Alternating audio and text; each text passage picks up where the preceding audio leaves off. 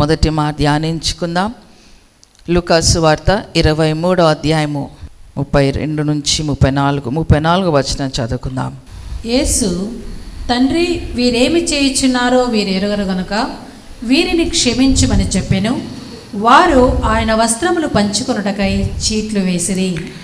ప్రపంచమంతా ఈరోజు శుభ శుక్రవారంగా, గుడ్ ఫ్రైడేగా సెంచరీస్, శతాబ్దాలు తరబడి ధ్యానిస్తూ వస్తున్నారు. 7 మాటలు సిలువలో పలికిన 7 మాటలు ఎంతో అమూల్యమైన మాటలుగా. మనం బ్రతికున్న కాలము ఎన్ని మాటలు మాట్లాడినా గుర్తు పెట్టుకుంటారో లేదో, కానీ చనిపోయే ముందు మాట్లాడిన మాటలు చాలా విలువగలుగా ఉంటాయి. చాలా జ్ఞాపకం పెట్టుకుంటారు ఆ మాటలు. చనిపోకముందు ఇలా చెప్పారు కదా, ఆ మాటలు ఎప్పటికీ నిలిచిపోతాయి. అవి మంచివైనా చెడువైనా, ఏదన్నా తీరని ఆశ అయినా, ఏదైనప్పటికీ కూడాను ఆ మాటలు అలా నిలబడిపోతాయి. సో యేసు ప్రభు కూడా ఆ సిలువలో ఆ మరణానికి ముందు పలికిన ఆ 7 మాటలను చాలా అమూల్యముగా భావించి క్రైస్తవ లోకము, ప్రపంచమంతా, చెప్పాను కదా, కొన్ని శతాబ్దాల తరబడి, it's all centuries, down the centuries we have been meditating upon the word.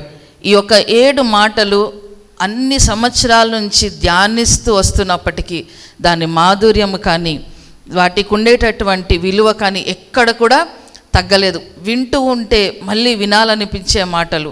నిజమే, ప్రతి ఒక్కటి కూడాను నిస్వార్థమైన ప్రేమను చూపించేవి, దయతో మాట్లాడిన మాటలు, తండ్రితో కలిగిన సంబంధంతో మాట్లాడిన మాటలు, ప్రవచనాలు నెరవేర్పుగా కొన్ని మాటలన్నిట్లో కూడా హీ హస్ కవర్డ్ ఎవ్రీథింగ్.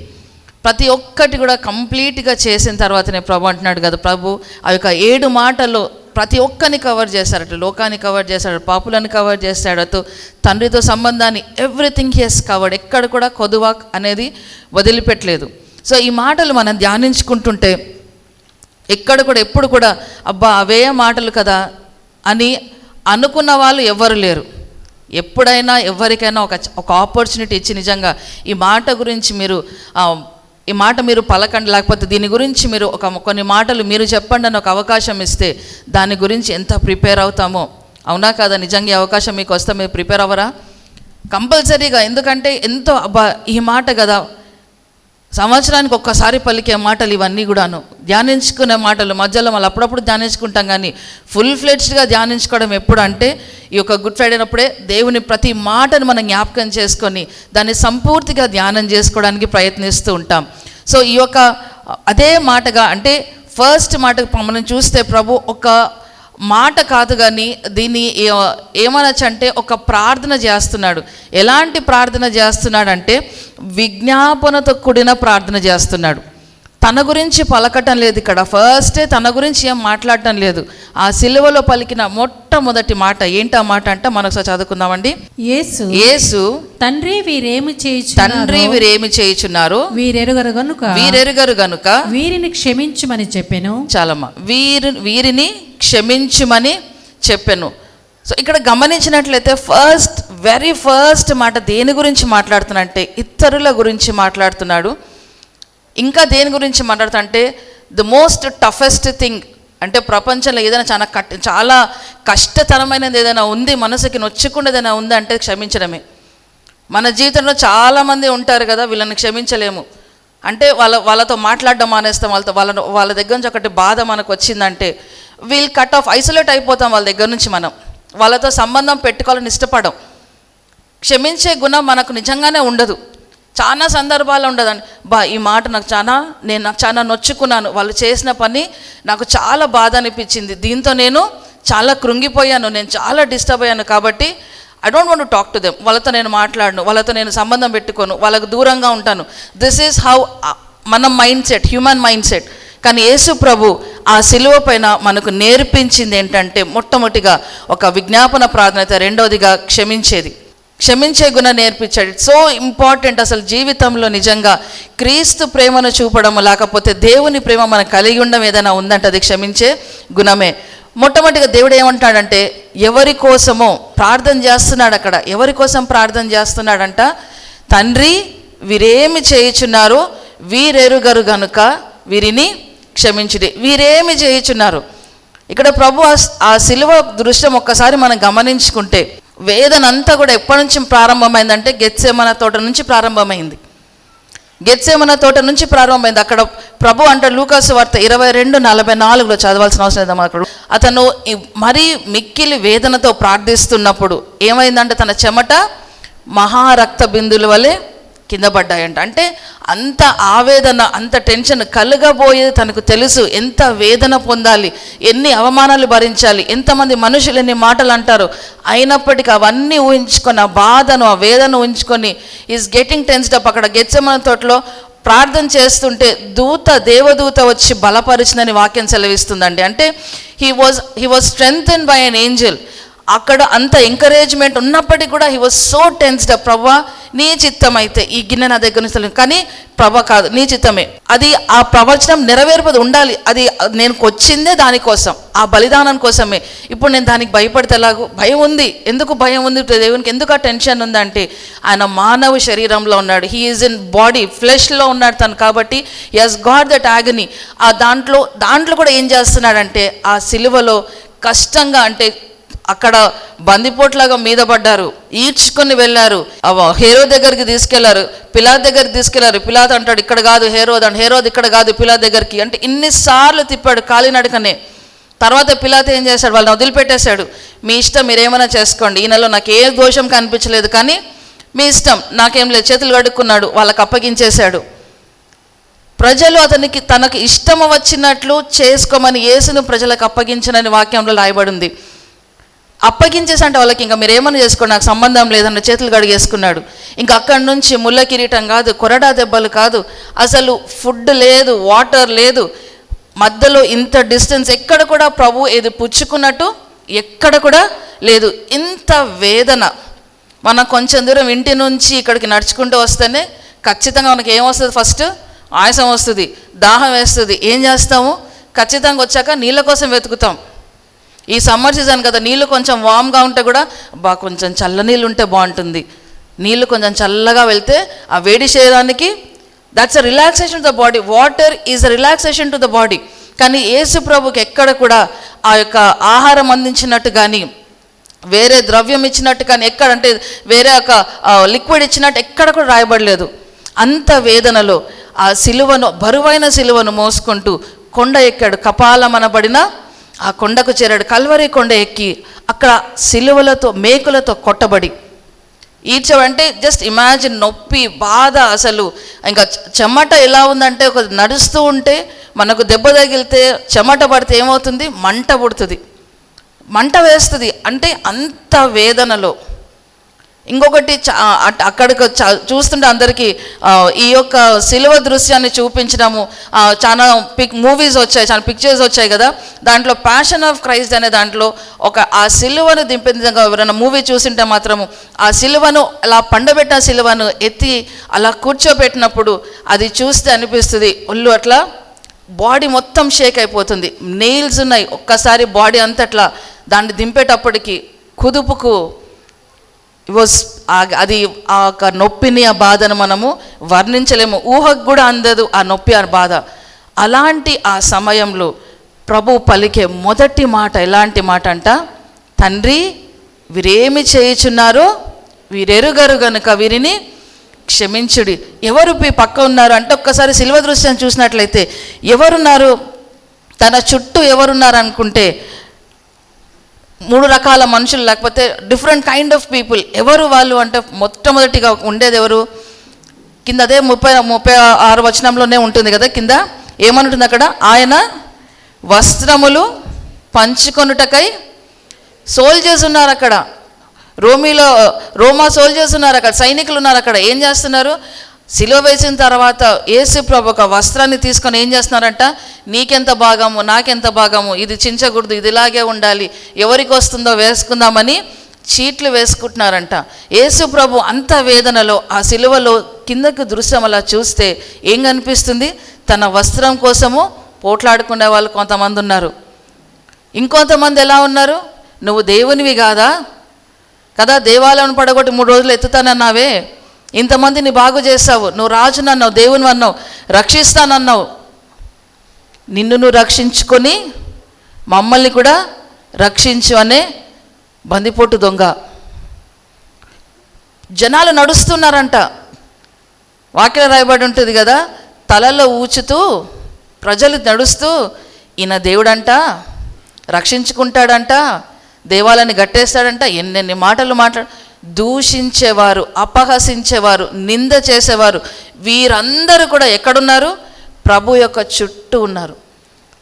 యేసు ప్రభుని సపోర్ట్ చేసే వాళ్ళు ఎవ్వరు లేరు. అయ్యో ప్రభు, నువ్వు ఇంత వేదన పొందావా, ఇంత బాధ నొందుతున్నావా, ఎవరి కోసం ఇంత బాధ అని తన కోసం ఏడ్చేవాళ్ళు కానీ తన కోసం బాధపడే వాళ్ళు ఎవ్వరు లేరు అక్కడ. తన తల్లి యోహాను మాత్రం ఇంకా ఎవ్వరు లేరు, చాలా తక్కువ మంది. కానీ ఎక్కువ శాతం ఎవరున్నారంటే తనను దూషించేవాళ్ళు, తనను హింసించేవాళ్ళు, తనను మాటలతో ఇబ్బంది పడేవాళ్ళు. జ్ఞాపకం చేసుకుందాం. ప్రభు అంటున్నాడు, ఇంత వేదన ఉంది, ఇంత శ్రమ ఉంది, ఇంత బాధ అయినప్పటికీ ప్రభు సిలువలో నేర్పించేది ఏంటంటే మనకు కావాల్సింది ఒకటే ఒక గుణం ఏంటంట? క్షమాగుణం. ఫర్గివ్. వీరేమి చేయించున్నారో ప్రభువా ఎరుగరు గనుక క్షమించండి, క్షమించండి వీళ్ళను. గెత్సెమనే తోటలో దేవుని దగ్గరికి యేసు ప్రభుని పట్టుకునికి వచ్చినప్పుడు ఒక శిష్యుడు ఏం చేస్తాడు? దాని దగ్గర ఉండే కత్తి తీసి ఏం చేస్తాడు? ఒక సైనికుడి అప్పుడు ఒక మాట అంటాడు, నా తండ్రికి నేను వేడుకుంటే తండ్రి పంపిస్తాడు. ఎంతమందిని పంపిస్తాడంట? ఒక వ్యూహమును, 12 వ్యూహాలు కదా, 12 వ్యూహాలు అంటే ఒక్కొక్క వ్యూహానికి 6000 ఏంజిల్స్ ఉంటారు, యోధులు ఉంటారని రాయబడి ఉంటుంది. 12 అట్లాంటివి అంటే అరౌండ్ 7 ఏంజిల్స్ వస్తాయి. దానికంటే ఎక్కువగానే నేను వేడుకుంటే ప్రభు పంపించక కాదు. ఎందుకు వేడుకోలేదు నేను? ఇవి ప్రవచనము నెరవేర్చాల్సి ఉంది, ఇది జరగాల్సి ఉంది కాబట్టి ఐ డెంట్ ప్రే. నేను హెల్ప్ కావాలంటే దేవునికి, అందుకే సాతాను అంటాడు, నువ్వు పైనుంచి దూకే యేసు ప్రభువా, నిన్ను పట్టుకోవడానికి ఎవరు వస్తారు? కింద పడిపోకుండా నీ పాదమును రాయికి తగలకుండా దేవతలు ఎత్తి పట్టుకుంటారు నిన్ను. అంత ప్రొటెక్టివ్గా ఉండే తండ్రి దగ్గర కుమారుడు అంటే అద్వితీయ కుమారుడు అండి యేసు ప్రభు. తండ్రికి చాలా ఇష్టమైన కుమారుడు కదా. ప్రతి దగ్గర ఇదిగో నా ప్రియ కుమారుడు, ఈయన యందు నేను నమ్మిక ఉంచుతాను, నా ప్రియ కుమారుడు ఈయన, నమ్మిక ఉంచండి అని అంత ఇష్టంగా ఉండే కుమారుడు. ఇప్పుడు ఒక్కసారి వేదనలోకి వెళ్ళిపోతే ప్రభు అంటాడు కదా, నేను నా తండ్రిని వేడుకోలేక కాదు, వేడుకుంటే 1000 మంది దూతలు నా దగ్గరకు వచ్చేస్తాయి, కానీ I don't want to do that. వేదనలోనే ఒకటి మనకు నేర్పించే పాఠం దేవుడు ఏంటంటే క్షమాగుణం నేర్పిస్తున్నాడు. Forgive your people. ప్రభా క్షమించు వీళ్ళను, తండ్రి క్షమించు. ఎక్కడ తండ్రికి కోపం వచ్చేస్తుందో, అయ్యో నేను తండ్రికి ఏకైక కుమారుని కదా, అద్వితీయ కుమారుని, ఎక్కడ కోపం వచ్చేసి వీళ్ళ మీద కోపడేస్తాడో, వీళ్ళ మీద ఒక శాపం వచ్చేస్తుందని ప్రభు అంటున్నాడు కదా, తండ్రి వీరిని క్షమించు, వీరిని క్షమించు. నిజంగా మనం అలాంటి క్షమాగుణం కలిగి ఉన్నామా అనిపిస్తుంది. మీకేం తెలుసండి, వాళ్ళన్న మాటలు అస్సలు తట్టుకోలేము, జీర్ణించుకోలేకపోతున్నా, నా చేత కావడం లేదు, నా వల్ల కాదు, అసలు అన్ని మాటలు మాట్లాడతారు ఎవరైనా. అయినప్పటికీ ప్రభు అంటాడు కదా, నేను శరీరంలో ఉండి చేయగలిగితే మీరు కూడా even you can do that. ఎప్పుడు కూడా యేసుక్రీస్తు ప్రభు మనకు మాదిరి. శరీరంలో ప్రభు మనకు నేర్పించెళ్ళింది, వేదనైనా బాధనైనా you have to forgive the people. నీకు శ్రమ కలిగిన వాళ్ళను, నిన్ను శ్రమ పెట్టిన వాళ్ళను, నిన్ను కష్టపెట్టిన వాళ్ళను నువ్వేం చేయాలంట? క్షమించే గుణము కలిగి ఉండాలని ప్రభు అంటున్నాడు కదా. ఎవరిని క్షమించాలి అని అనుకుంటే చాలామంది ఉన్నారు అక్కడ కదా, కానీ ఎందుకు క్షమించాలనుకుంటాం? ఎవరిని క్షమించాలనుకుంటాం? ఎందుకు ఎవరిని క్షమించాలి? అసలు అవసరం ఏముంది క్షమించేది? ఎందుకు క్షమించాలి అంటే ఒక రీజన్ చెప్తున్నాడు అక్కడ. ఎవరిని క్షమించాలంటే ఇందాక చూసుకున్నాం మనం, బాధ పెట్టిన వాళ్ళ కోసం దేవుడు విజ్ఞాపన ప్రార్థన చేస్తున్నాడు. ఎవరు బాధ పెట్టారు? సైనికుల దగ్గర నుంచి బాధ పెట్టారు, శిష్యుల దగ్గర నుంచి బాధ పెట్టుకుంటారు. సైనికుల వరకు కాదు, శిష్యుల దగ్గర నుంచే బాధ మొదలైంది కదా. యూదా ఇస్కరియోతు ఏం చేస్తున్నాడు? అప్పగించేస్తున్నాడు. పేతురు ఏం చేస్తున్నాడు? నాకు యేసు ప్రభు అంటారో తెలియదని బొంకి పక్కకి వెళ్ళిపోయాడు. ఇంకా మిగిలిన శిష్యుల పేర్ల గురించి ఇక్కడ రాయబడలేదు, ప్రస్తావన లేదు. అక్కడ అపోస్తల కనులు కనిపిస్తారు, ఆ మధ్యలో ఇంకెక్కడక్కడ ప్రస్తావన ఉండదు. ఎందుకు? భయపడ్డారు. అమ్మో యేసు ప్రభు లేడు ఇప్పుడు ఇక్కడ, ఇంకా మాకు ఉన్న ఒక సోర్స్ అనేది వెళ్ళిపోయింది, ఇంత బాధ పెడితే మేము దొరికితే మమ్మల్ని ఎక్కడ చంపేస్తారు, మమ్మల్ని ఎక్కడ పట్టుకుంటారు, ఎవరు కనిపించడం లేదు అక్కడ. అక్కడి నుంచి ఒక బిట్రేల్ స్టార్ట్ అయింది, అక్కడి నుంచి యేసు ప్రభుకి ఒక వేదన అనేది స్టార్ట్ అయ్యింది. అక్కడి నుంచి వాళ్ళని క్షమిస్తూ వచ్చాడు, అక్కడి నుంచి క్షమిస్తూ వచ్చాడు. శాస్త్రులను క్షమించాడు కదా. శాస్త్రులు ఎవరు ఎందుకు క్షమించారు? శాస్త్రులు అంటే క్షమించాలి, తప్పదు. ఇంకా ఎందుకు వాళ్ళు దేవునికి కష్టపెట్టారంటే, దేవుడు ఎప్పుడు కూడా, యేసుప్రభు ఎప్పుడు కూడా వారిని ఖండించేవాడు, వారు చేసే పనులను ఖండించేవాడు. మీరు ధర్మశాస్త్రం మీకు తెలుసు కదా, పుదీనాలు అంటారు, ఆవాలు జీలకర్రలు కూడా మీరు ఏం చేస్తారు? దశభాగం ఇస్తారు. కానీ వీధులలో, సంత వీధులలో నమస్కారాల కోసం ప్రార్థన చేస్తారు, కానీ భక్తి కోసం కాదు. ఎక్కడ కూడా వాళ్ళని కరెక్ట్ చేయడానికి ట్రై చేశాడు. అయినా they were the first people to plan the death of the lord. First వాళ్ళు ఈయన ఎలా చంపుదామా, దొరికితే చంపేద్దామన్న ఆలోచన ఎవరిదంట? శాస్త్రుల పరిశీలిదే. అక్కడి నుంచి తనను బాధ పెట్టిన వారిని, వేదన పెట్టిన వారిని, ప్రతి ఒక్కరిని యేసు ప్రభు క్షమిస్తూ వచ్చాడు. ఇక్కడ ప్రభు ఒకటి నేర్పించింది ఏంటంటే, నీ బాధ, నీ వేదన ఎంత ఉన్నప్పటికీ సిలువలో శరీరంలో ఉండే నేను ఆ బాధ పొంది క్షమిస్తున్నప్పుడు కదా, మీరు కూడా ఆ గుణాన్ని నేర్చుకోవాలి. ఎందుకు ప్రభా క్షమించాలి? రీజన్ ఏంటి? Why should I forgive somebody? ఎవరు ఎందుకు క్షమించాలి? నేను నన్ను బాధపడిన వాళ్ళు ఎందుకు క్షమించాలి అంటే ఒకటే ఒక రీజన్ చెప్తున్నాడు. ఏంటో రీజన్ అక్కడ? వీరేమి చేయుచున్నారో వీరు ఎరుగరు గనుక క్షమించండి. ప్రభా, వీరు చేస్తున్న పనులేంటో వీరికి తెలియదు, ఇగ్నోరెన్స్లో ఉన్నారు, వాళ్ళకి అర్థం కావడం లేదు వాళ్ళు ఏం చేస్తున్నారు అన్నది. అందుకే సైనికులు ఏం చేస్తున్నారంటే, ఏం చేస్తున్నారు? సైనికులకు పెద్ద వైరం లేదు యేసు ప్రభుతోటి, ఎక్కడ కనిపించారు సైనికులతో, ఎప్పుడు ఎక్కడ కూడా లేదు. కానీ సైనికుల్ని క్షమిస్తున్నాడు దేవుడు. ఎందుకు? వాళ్ళకి ఇచ్చిన ఆర్డర్స్ని వాళ్ళు ఫాలో అవుతున్నారు. They are doing their duty. వాళ్ళ ఆర్డర్స్ అంతే. వాళ్ళు కొట్టమన్నారు, కొట్టారు, పట్టుకోమన్నారు, పట్టుకున్నారు, సిలువ వేయమన్నారు, వేశారు. అది వాళ్ళకు ఇచ్చిన orders. They have nothing to do with that. కానీ ఇది జరగాలి, ఎందుకంటే ఒక ప్రవచనపు నెరవేర్పు. అందుకే వాళ్ళను క్షమిస్తున్నాను. ఎందుకు క్షమిస్తున్నాను? వాళ్ళు చేస్తున్నారు ఒక బాధ, కలిగిస్తున్నారు ఒక వేదన, కానీ ఎందుకు కలిగిస్తున్నారు అని వాళ్ళకి అర్థం కావడం లేదు. అసలు దేనికి జరుగుతుంది ఇదంతా? ఎందుకు ఈ మనిషిని కొట్టాలి? మేము అవసరం ఏముంది? They no way connected. అసలు ఏం క్షమించు అన్నది అదొక్కటే తెలుసు అంతే దేవునికి. సైనికులకు చెప్పిన పని చేయడం మాత్రమే. రాజు చెప్పాడా? అధికారులు చెప్పారా? చేస్తున్నాను. పిలాతును క్షమించాడు దేవుడు. ఎందుకు?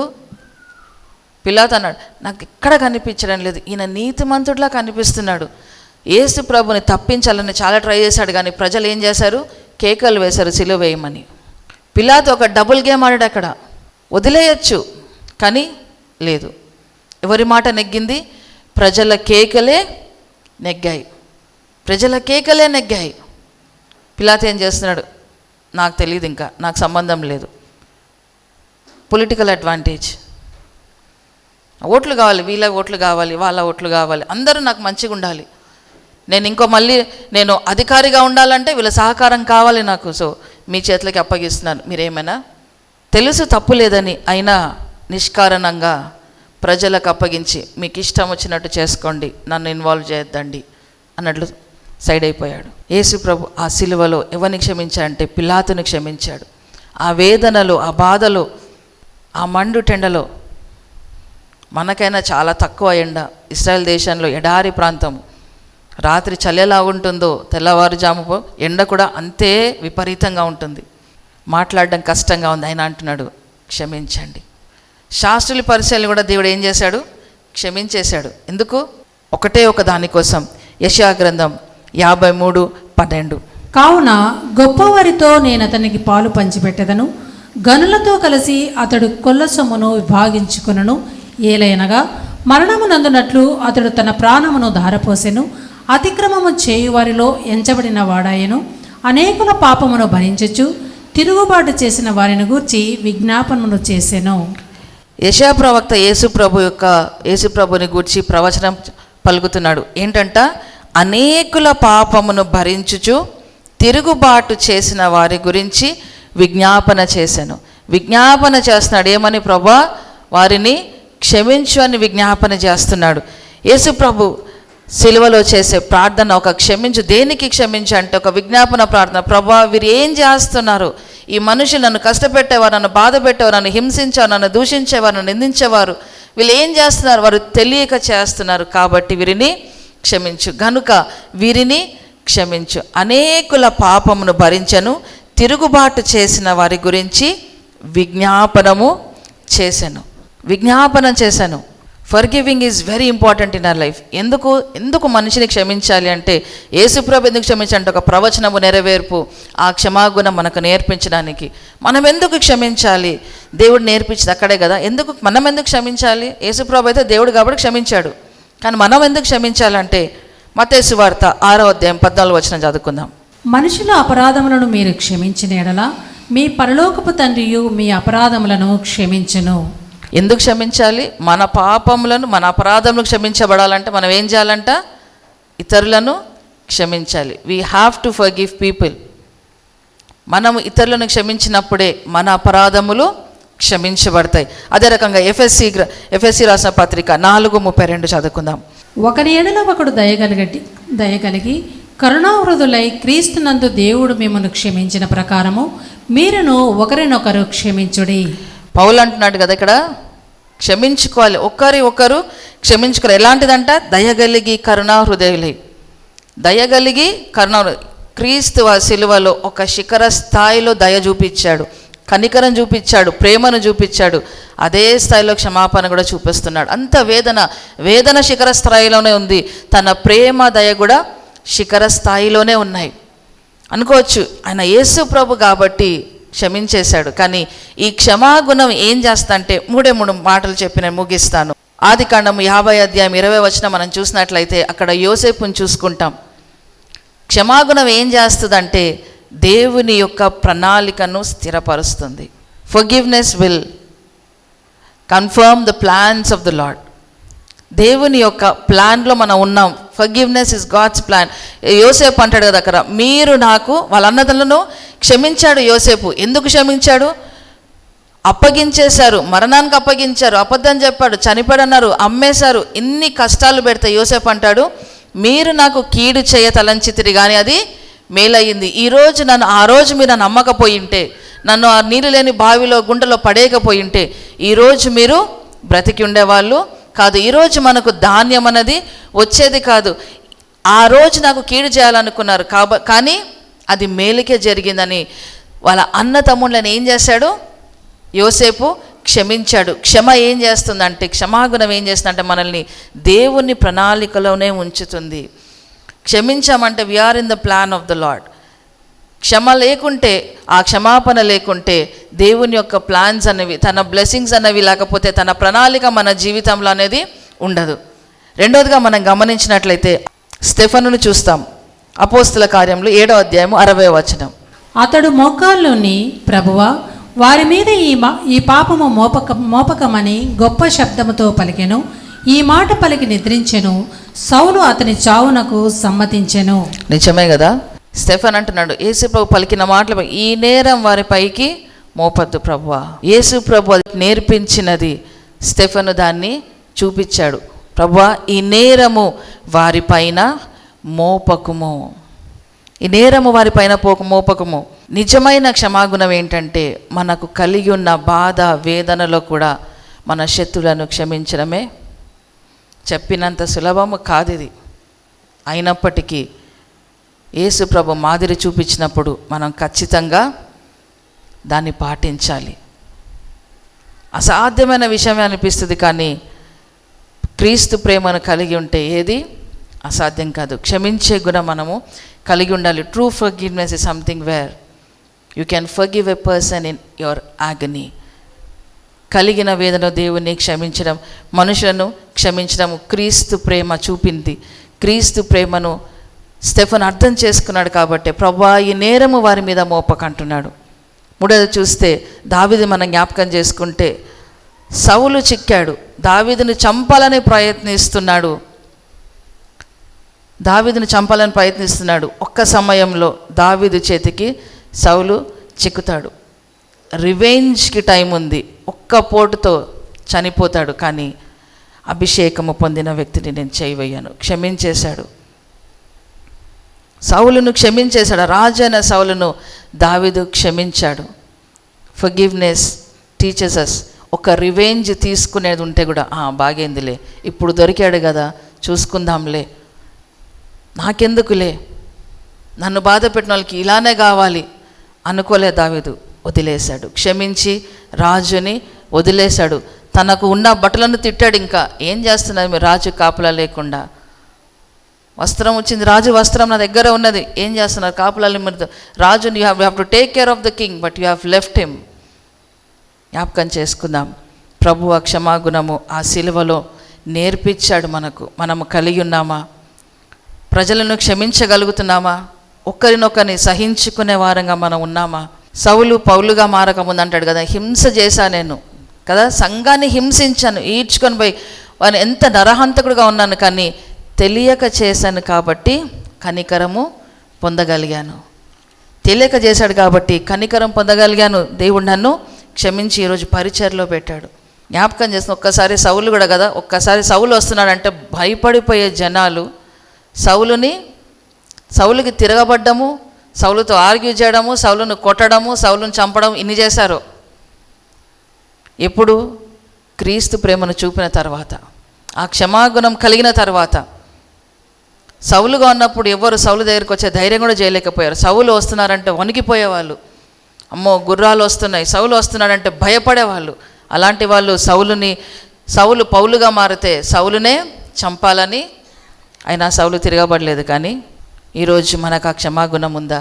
వారు ఏం చేస్తున్నారు ఎరగలేదు, ప్రభా క్షమించమంటాడు. ఈరోజు మనం కూడా అదే మాట మాట్లాడుతున్నామా? ప్రభా తెలియక చేశారేమో, క్షమించేస్తాను. వీళ్ళను తెలిసి చేస్తున్నారేమో, క్షమించేస్తాను. జ్ఞాపకం చేసుకుందాం. ప్రభు శిలువ మీద మొట్టమొదటి మాట పలికినది, తండ్రి వీరేమి చేయుచున్నారో వీరెరుగరు గనుక క్షమించు. ఒక విజ్ఞాపన ప్రార్థన నేర్పిస్తున్నాడు. ప్రభా వీరేం చేస్తున్నారు, వీరు ఎరగకున్నారు కాబట్టి వారిని క్షమించు. ప్రతి ఒక్కరిని క్షమించాడు. బాధ పెట్టిన వారిని క్షమించాడు.